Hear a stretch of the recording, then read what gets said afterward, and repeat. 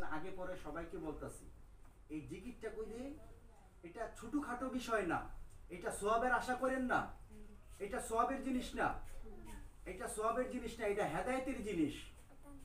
সোয়াব তো জীবন ভরে কইরা আসলেন, সোয়াবের আবাদত কইরা আসতেছেন, কিন্তু ফায়দাটা কি হচ্ছে?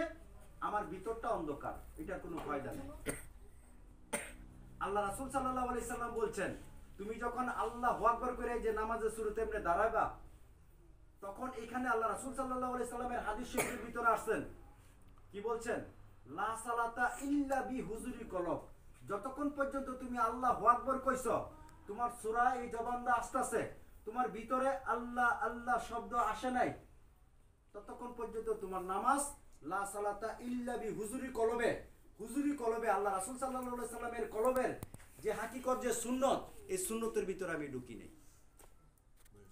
আমি আল্লাহু আকবার করে এই যে খারইলাম, জবানটা সূরা পড়তাছি, কিন্তু দিলে আর মাথার অন্তরে এবং মাথার যে ব্রেনের যে কাজ করতেছে বিভিন্ন জায়গায় আমাকে নিয়ে যাচ্ছে। এই জন্য আমাদের নামাজটা আসসালাতু মেরাজুল মুকমিন হচ্ছে না।